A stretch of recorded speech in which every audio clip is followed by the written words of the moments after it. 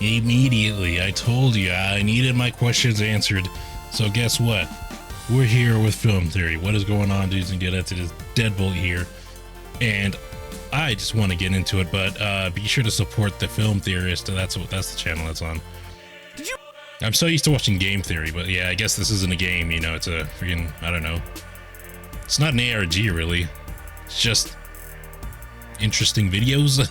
But yeah, be sure to support Film Theorists. Jesus, they're at 11.1 million subscribers. I did not know that. This man. And Kane Pixels, be sure to support him because, you know, he kind of made the Backroom, so of course. But alrighty, let's get into this. I've seen that there's like a lot of Backrooms games and everything too. Kind of want to give those a try.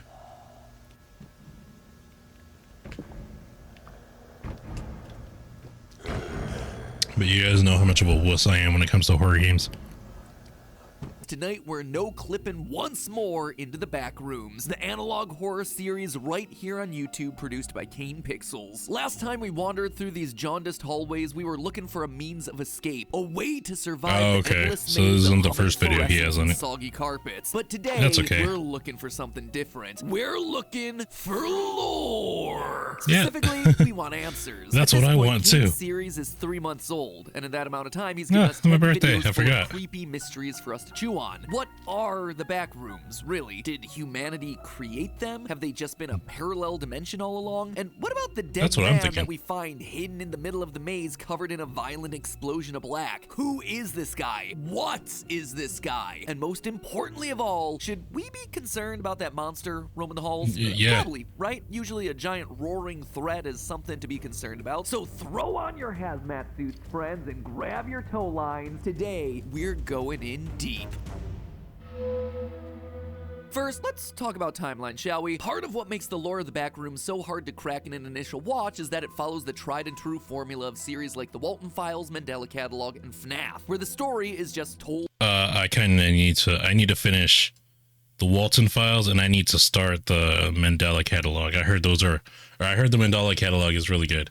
The Walton Files, Mandela Catalog, and FNAF, where the story is just told out of order. The very first upload of the series, Backrooms Found Footage, actually comes last in the timeline. Oh shit. September 23rd, 1996. So, through the power of reorganization, let's recap what we know in the order that we know it. Our story begins in 1982 with Async, a corporation conducting scientific research into magnetism and or electromagnetic field generators under government contract during the Cold War. By July of 1988, Async, emboldened by that initial success, has given their distortion field experiments a room-sized glow-up called Project KV-31. According to the video The Third Test, the goal of these experiments was to solve, quote, all future storage and housing needs. So it seems like the foundation of our story here is that science discovers an entire other universe of endless space, and our first thought was, hey, it's a good place to store our junk. In total, Async conducts 5 failed tests to try and open a portal to this subspace before the 6th finally proves successful. On October 17th, 1989 at 5:04 p.m. Pacific, with the generator beefed up and something redacted being introduced into something else redacted, the threshold gets cranked up and blasts out a light show that seems to almost shake the facility apart. When the smoke clears, the Backrooms themselves have finally appeared on the other end. Async has achieved first contact. Unfortunately, that's not the only thing that happened. That date and time, 5:04 p.m. on October 17th, 1989, also happened to be in reality the moment a magnitude 6.9 hit the central coast of California, killing 63 and injuring thousands more. The timing here is clearly not meant to be a coincidence, as a secret unlisted video on Kane Pixels' channel gives us real archival news footage from the Loma Prieta quake, including a map highlighting the location of the earthquake at the center of the Santa Cruz Mountains. Like, not the earthquake, but like that they tied it into an actual event, like to the freaking minute. That's pretty cool. If I was ever to make a game or like something like that, I would totally try to do that too. That's just like I feel like when you tie something into a real world event, it makes it more like, I don't know, it kind of puts you into it more. I don't know, it makes it more immersive. Short, we now know where our async test facility is hidden. It's here, the epicenter of that devastating quake. And from that point forward, the world appears to be glitched. We see in the video Missing Persons that from October 1989 onward, huge numbers of ordinary people just start to go missing as they no-clip through reality, falling into this newly opened Backrooms metaspace. All the while, async is slowly exploring this new environment.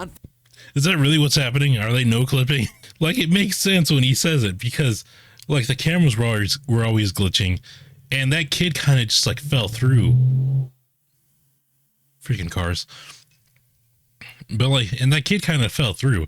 It didn't look like there was a glow of a portal or anything there. Like, he just no-clipped. Oh my god, that's pretty interesting. That freaking portal going off glitched the world.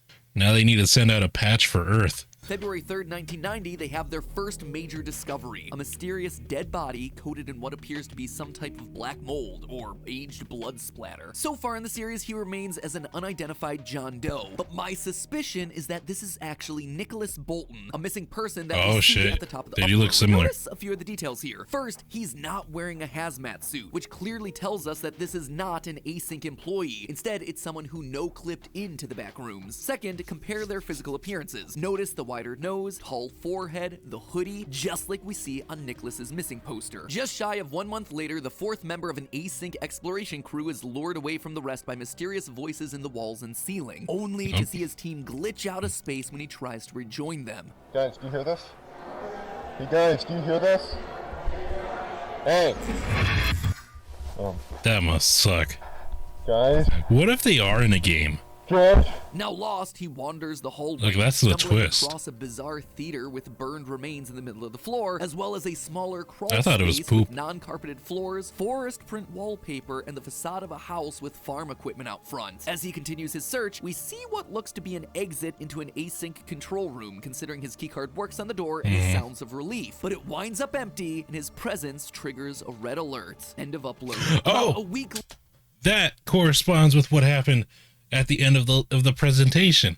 The red alert, and then they were like, "Hey, you got to see this," and it was just the guy looking confused.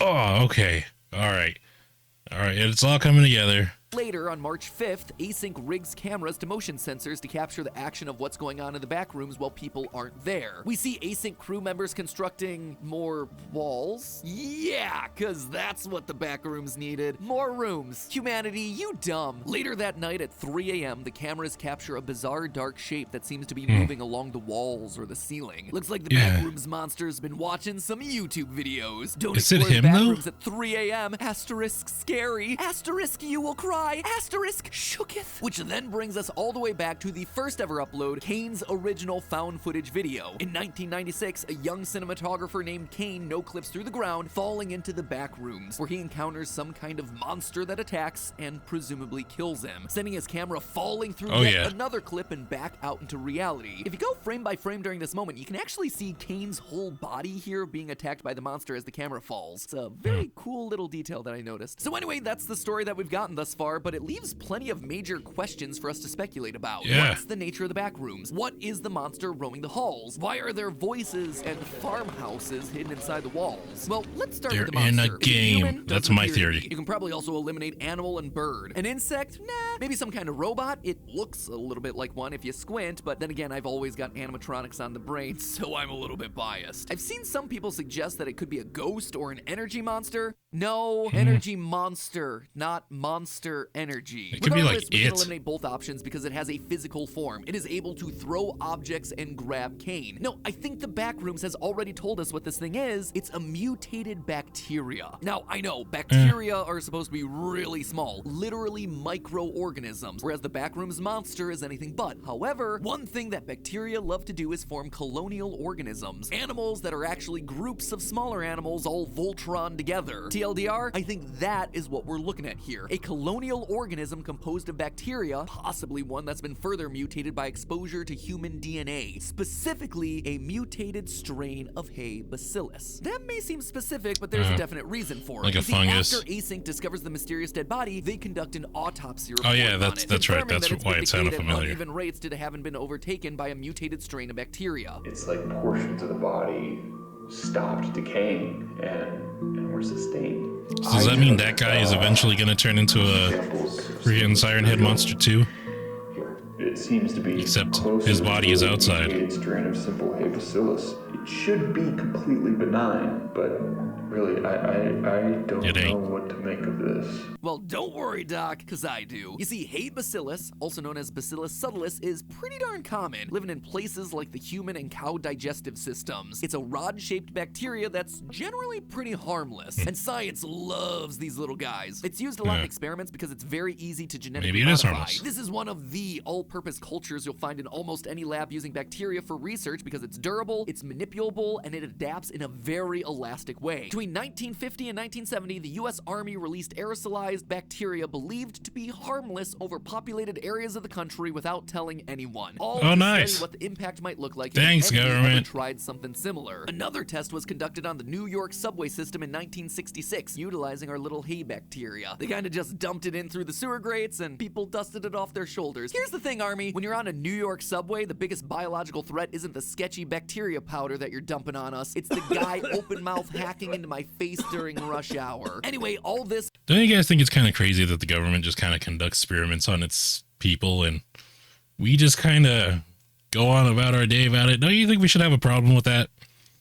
Like, don't you guys think we should like band together and be like, hey, we should make it a law that the government isn't allowed to just conduct experiments on the American population, you know, without our consent? I would say, you know, if somebody wants to be a guinea pig, I say, fuck it, let them, you know, like we got to cure cancer somehow. We need test subjects. We gotta test all sorts of cures and, you know, et cetera, et cetera. But like just testing things on unknowing civilians, I feel like that's pretty shitty. Like, I don't know if that's a controversial take, but I, for one, am against that. I've never even heard of this one that he just said, but like, you already know about MK Ultra and all this other shit, and I'm just like, really? They just be doing that and like nobody says anything, nobody has a problem with it? Like, anyways, back to the video. About durability and space and genetic mutation makes me think that our monster is a walking, roaring bacteria culture surviving in the backrooms and evolving by coming into contact with the humans that keep no clipping in. And that's not just speculation either. It's like a Last of Us monster. To confirm parts of this. Recently on his Ko-Fi account, which is basically like his Patreon, he dropped this picture of the monster explicitly labeled as bacteria. Something tells me you're gonna need some more than antibiotics to kill that bacterial infection. Now that is what I call biological warfare. So but it seems a little bit about like monster, but then what sentient are the kind of themselves? What exactly are they, like it's a predator. What's their nature telling us about the world this story is set in? Well, when talking about internet urban legends to base a video series around, the Backrooms is still pretty new. The original meme dates to 2019. The lore and branching ARGs all come up later, and these videos have all gone up in the last few months. This is a brand new evolving concept, but the bigger idea that it's grounded in, that the world we know has secret hollow spaces behind the scenes that we aren't supposed to enter, that idea goes way back into ancient mythology and folklore, probably as old as the human psyche itself. The 19th century French occultist Joseph Alexandre Saint-Yves, Marquis de Elevandre, God damn, advanced what he claimed was evidence leave of some names for the rest of us, man. Man's thinking everything. That some people still think is a thing today. Agartha. You can get me out! You can open the gateway to Agartha! Of just ordinary maintenance tunnels and access shafts all over the world being connected to a more sinister purpose was part of the background mythology in Jordan Peele's horror movie Us. Word. It's a very familiar looking wallpaper, but of them all, the Backrooms is probably most similar to the work of mid-20th century sci-fi horror creator Richard Matheson. He wrote the stories that inspired I Am Legend and The Incredible Shrinking Man, as well as many episodes of Star Trek and Twilight Zone, including the infamous Gremlin on the Wing episode with William Shatner. I need to binge Twilight Zone. Most importantly for us today, he wrote Little Girl Lost, an episode of the Twilight Zone that was so iconic it would be parodied by The Simpsons years later in one of their Halloween episodes using really expensive for the time 3D animation. It's like Did anyone see the movie Tron? No. No.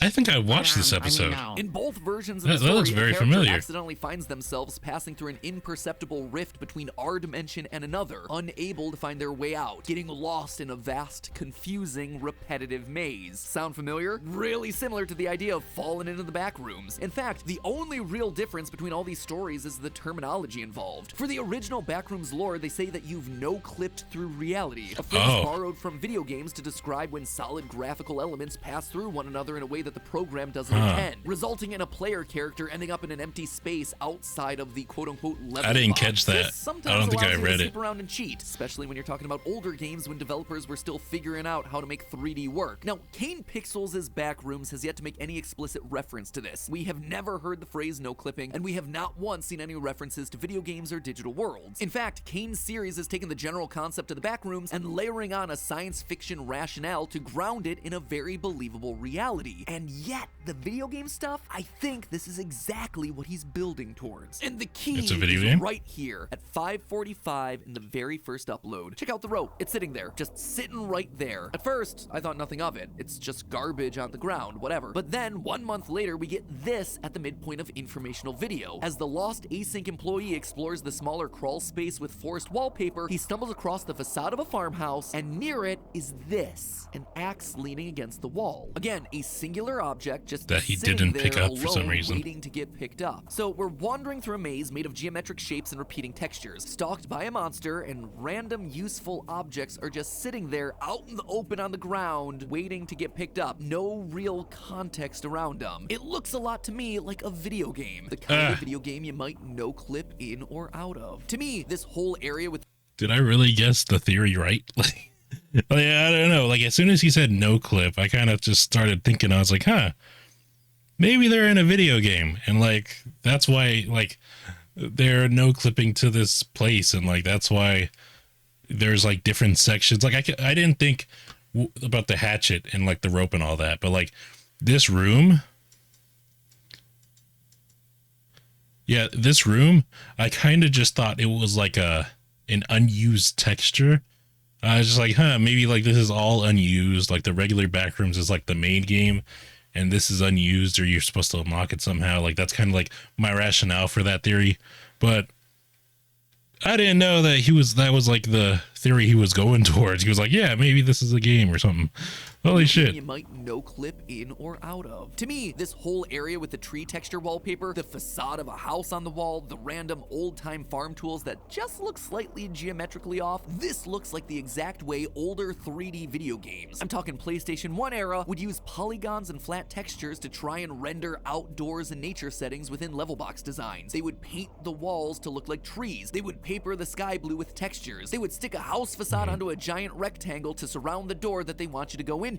Check out the wheelbarrows, specifically the shadows of the wheelbarrows. Notice how they don't really move or shift position as the bright flashlight beam moves? While this certainly could be just 3D animation issues, it also reflects how many early video games couldn't or didn't use dynamic shaders. Shadows, if they existed at all, tended to be fixed and painted onto textures. This saved on processing power, but also gave objects a bit of a flat look. There's even a point where our async employee leans in close to the wheelbarrows where it looks like the wallpaper pixel smears into just color lines. Again, like you'd see in a video game with texture mapping on the fritz. So if the Backrooms is indeed the space you go to when you no-clip through the ground, like we see Kane do in episode 1, then we're looking at evidence that reality itself on our side of the threshold is also a simulation. It could very well be that this whole series is just a modern take on the Matrix, a simulation that no one realizes they're in. And when Async opens the door to the Backrooms, they're finding a storage area for the extra unused assets, the procedurally generated worlds, the levels that just haven't quite That been is cut pretty yet. interesting. As Kane explores the various levels in the series' first upload, we see office supplies and warehouses, but also residential-style railings and exteriors of buildings that are clearly indoors. Hardwood floors, repeating filing cabinets. It's a mishmash of random assets, like when you're exploring a library of 3D assets from something like a game engine. All of reality being a simulation would also explain the voices that lure the Async employee away in informational video. Listen and to the glitches. sound. That's what also was making me think about like games game. These aren't voices that are explicitly trying to lure him away. It's not sinister in any way. It's just general white noise of a busy office or a party, almost as though the monster reality is like the breaking boss. Through. While he's wandering around in a simulation on a computer, an office party is going on one layer of reality up. But outside of the wall textures and random objects just sitting out in the open like a video game, there's one piece of evidence that really clinches it for me. Something that gets me to raise my eyebrow. Notice the date on this upload, February 29th, 1990. Here's the mind blow. That can't be correct. There is no such day in existence. February has 28 days, and 1990 was not a leap year. Hey,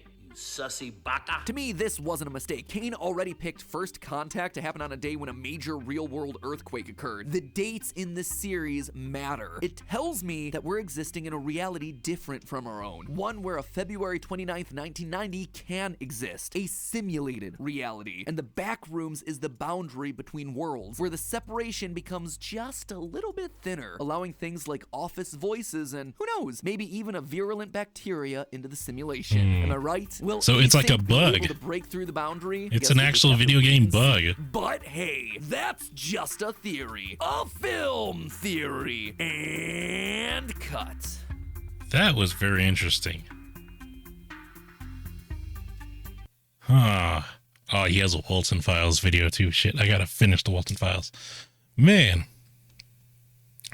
That really does put the Backrooms in a whole new light. But then again, this is the first theory that he's had on it. So who knows? Because, you know, if you've watched the Game Theorists first video on FNAF, it was like a crime, like some guy walked into a pizza place and then killed the employees, and there was like 5 of them or something, and he kind of like rationaled it to like represent the animatronics, and you know that was very clearly wrong now, you know, in hindsight. But you know, this one has some backbone to it, you know. Like, holy crap, maybe it's because I already kind of was already like thinking it, and like he kind of like, it is confirmation bias. Like, I was already thinking about it, he backed me up, and now I'm like, yeah, I want to go with this theory, man. Theory: mothers are able to clip in and out of the Backrooms, but only to find objects their kids have been looking for 20 minutes. That's pretty funny. That was a very good video, MatPat. Oh my god. I'm probably going to watch the rest of these on my own time, but definitely give the Film Theorists a subscribe, give their other channels a subscribe. If you enjoy video game theories and breakdowns and, you know, finding out things about the things you like that you didn't know before, definitely subscribe to their channel. I've never watched The Food Theorist, I'm sorry. But still, be sure to support them.